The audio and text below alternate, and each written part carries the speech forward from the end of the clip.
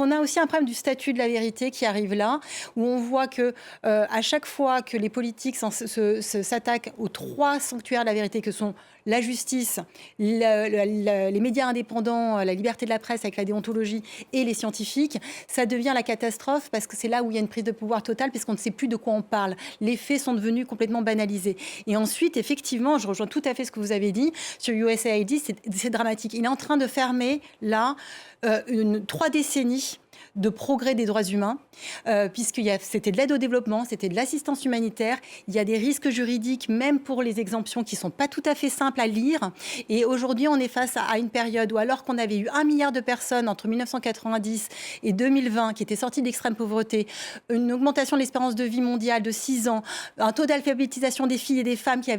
s'était élevé, une baisse de la mortalité infantile divisée par 2, on est dans une période avec 43 milliards d'argent des États-Unis qui sont retirés et tous les autres effets de contagion qu'il va avoir, où on referme une période de progrès humain qui est absolument inédite.